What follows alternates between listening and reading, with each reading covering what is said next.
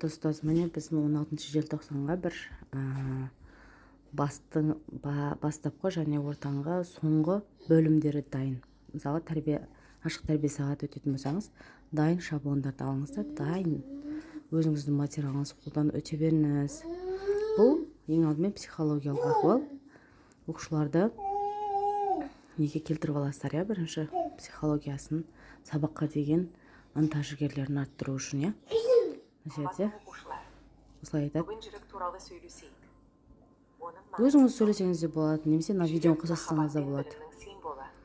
Деп ол сөйлеп болғаннан кейін топқа бұл жаңағы психолог ахуалға оқушыларға бастырасыздар. Сол кезде астында жігерлісің,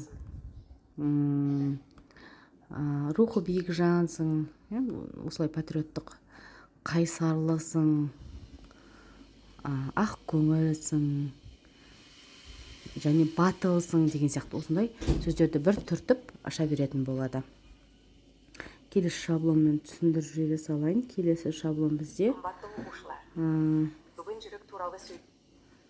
топқа бөлу болады. Топқа бөлуде осы жалаушалардың үстін басқан кезде оқушылардың қай топқа баратындығын нақтылап айта аласыздар. Оқушы санына қарай жасап беремін. Қанша оқушы бар, соған қарай. Келесі.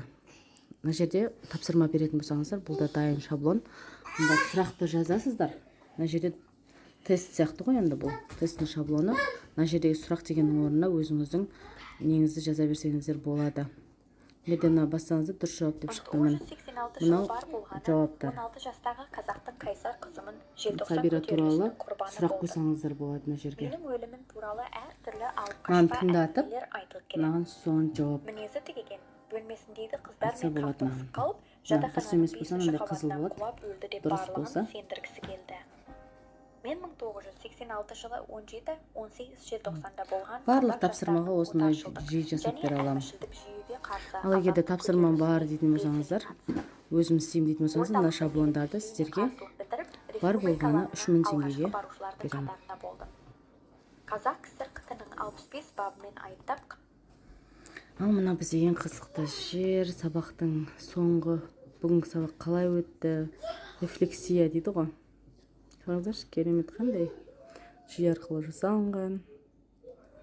Мына жерде оқушы кеп мынаны түрткен кезде түсіндім, өздеріңіз жазасыздар. Мына жерде бос қалдырдым мен. Мына жерге жазып бересеңіздер, жазып беремін. Дайын шаблон, 16 желтоқсанға тәрбие сағат дайын десеңіздер болады. Қанша оқушы түсінді, қанша оқушы деген жерден сан арқылы шығып тұрады. Барлығы жұмыс жасап тұр.